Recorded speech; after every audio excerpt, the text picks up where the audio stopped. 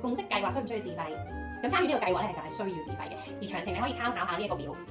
如果你係以下呢幾類嘅人士啦，都會獲得補貼優惠嘅，例如咧係綜援啦，第二類咧就係免費或部分醫療費用減免證明書持有人，咁第三類啦就係75歲或以上嘅長者生活津貼受惠人，第四類就係長者院舍照顧服務券計劃級別0院舍券持有人。咁而現役嘅公務員啦、退休嘅公務員啦、醫管局嘅員工啦同埋合資格嘅家屬咧，喺醫管局度接受血液透析係一個免費嘅醫療福利嘅，而每一次咧去中心接受呢一類嘅治療咧，若然係屬於呢一個計劃範圍以內咧，費用咧亦都會獲得豁免嘅。咁現時合資格嘅社區血液透析中心咧，大概就有13間啦，遍佈港九新界啦。九龍咧包括喺觀塘啦、深水埗啦、何文田啦、太子啦、油麻地啦。而喺港島方面咧就有2間啦，就分別喺灣仔同埋銅鑼灣。咁新界方面咧就有沙田啦、大圍啦、元朗啦、屯門啦同埋荃灣嘅。咁詳細地址咧，你哋都可以瀏覽翻醫管局呢一個計劃嘅網站，或者係呢一條 link。咁都會有朋友問咧，究竟係我自己去揀呢啲中心去做，還是係醫管局安排嘅咧？咁其實就按翻病人嘅意願嘅。咁留意一樣嘢咧，就係如果你已經編配咗去某一間中心度已經接受緊治療嘅時候咧，就唔可以調去第2間中心嘅。但係若然咧編配咗嘅中心要搬去另一個地點咧，咁醫管局都會根據翻個別病人嘅情況去作出評核啦，同埋同翻病人商討啦，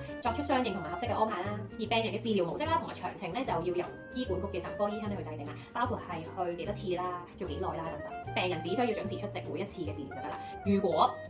因為任何原因嚟遲到嘅話咧，中心係有權咧當日拒絕幫你做治療嘅，亦都有機會係安排另一個時段去做治療嘅。